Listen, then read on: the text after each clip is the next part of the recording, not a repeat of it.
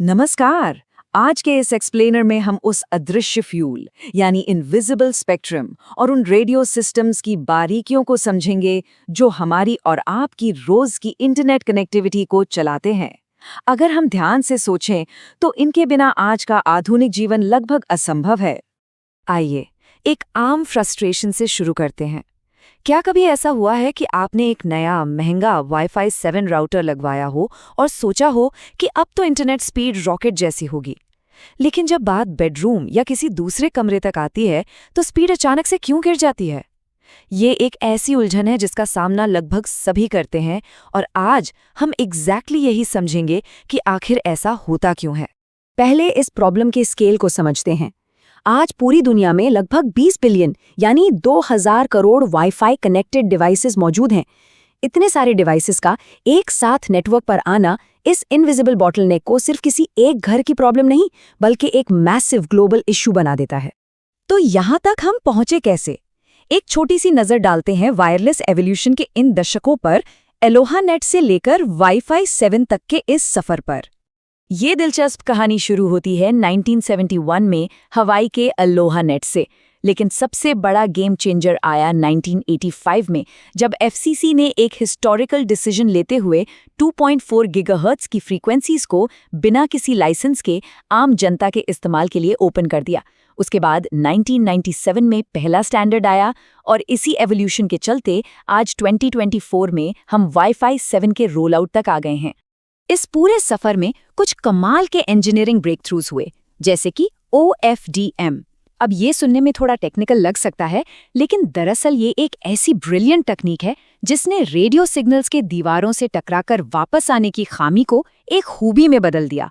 यही वो इनोवेशन था जिसने मॉडर्न 5 गीगाहर्ट्ज वाईफाई को सच में प्रैक्टिकल बनाया। और फिर आती है माइमो तकनीक। इसने दिखाया कि कैसे इंडस्ट्री ने डेटा स्पीड को मैसिवली बूस्ट करने के लिए एक ही वक्त पर डेटा भेजने और रिसीव करने के लिए मल्टीपल एंटेनाज का इस्तेमाल शुरू किया। वाईफाई 4 के साथ आई इस तकनीक ने सब कुछ बदल कर रख दिया। अगर चैनल साइजेस के इस एवोल्यूशन को एक हाईवे के एग्जाम्पल से समझें तो शुरुआत में हमारे पास 20 मेगाहर्ट्ज के चैनल्स थे, यानी हाईवे पर कम लेन्स।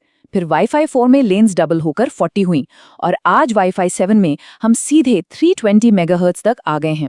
बेसिकली डेटा ट्रैफिक के स्मूथली गुजरने के लिए हाईवे को और ज्यादा चौड़ा कर दिया गया है। लेकिन क्या ये चौड़े हाईवे सच में उतने इफेक्टिव हैं? चलिए रियल वर्ल्ड स्पीड टेस्ट्स देखते हैं और उम्मीद बनाम हकीकत को टेस्ट करते हैं। यहाँ इन आंकड़ों को देखना सच में काफी दिलचस्प है। अगर आपका एक ऑप्टिमल डेस्कटॉप सेटअप राउटर से सिर्फ 10 फीट की दूरी पर है तो नया वाईफाई 7 लगभग 3000 मेगाबिट्स पर सेकंड की ब्लेजिंग स्पीड हासिल करता है। ये नंबर्स वाकई माइंड ब्लोइंग हैं। लेकिन कहानी में ट्विस्ट यहाँ आता है। जब हम एक रियलिस्टिक सिनेरियो में आते हैं, जैसे 50 फीट की दूरी से एक आम लैपटॉप चलाना, तो वाईफाई 7 की स्पीड ड्रामेटिकली ड्रॉप होकर सिर्फ 257 मेगाबिट्स पर सेकंड रह जाती है। और सरप्राइजिंगली इस स्पेसिफिक दूरी पर पुराना वाईफाई 6 असल में थोड़ा ज्यादा फास्ट परफॉर्म करता है। तो इस पॉइंट को थोड़ा ध्यान से समझते हैं। नई जनरेशन्स में सिर्फ वाइडर चैनल्स या एक्स्ट्रा लेन्स जोड़ देने से दूरी बढ़ने पर स्पीड में उतना फायदा नहीं हो रहा है, यानी डिस्टेंस के साथ नई टेक्नोलॉजी से मिलने वाली ये बढ़त तेजी से कम होती जाती है। ये आंकड़े इस बात को बिल्कुल क्लियर कर देते हैं।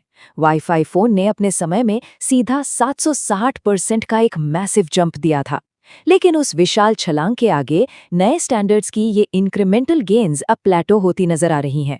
इनफैक्ट 25 फीट की दूरी पर आते आते वाईफाई 7 का स्पीड इंक्रीज लगभग 0 हो जाता है।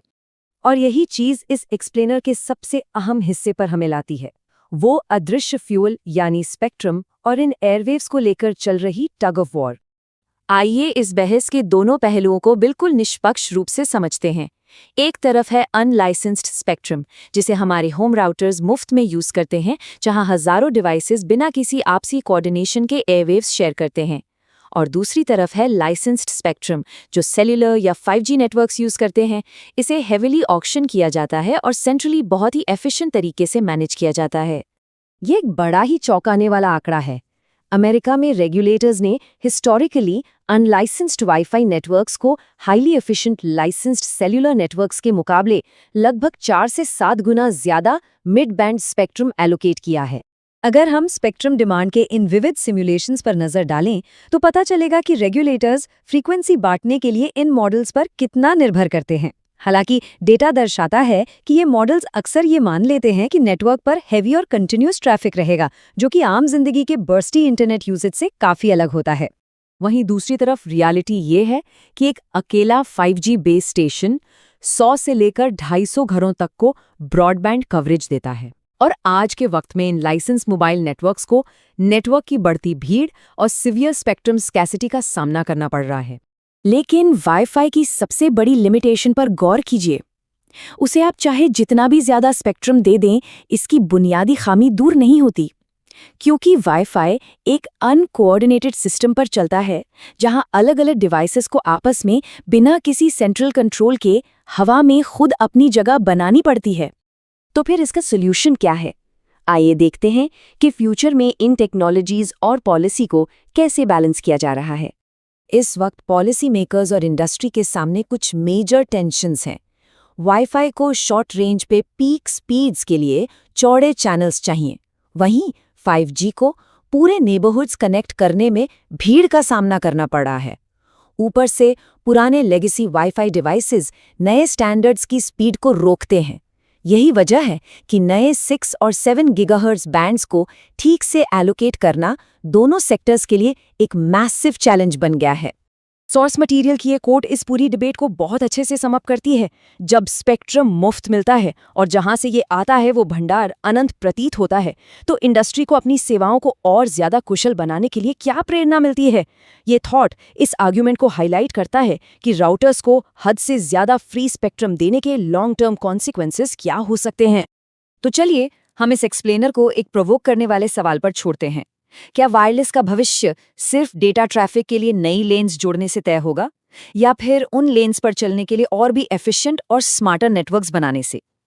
उम्मीद है इस चर्चा से इंटरनेट चलाने वाली इन हिडन पॉलिसीज और स्पेक्ट्रम बैटल्स को समझने में जरूर मदद मिली होगी। इस अनोखे सफर में हमारे साथ जुड़ने के लिए बहुत बहुत धन्यवाद।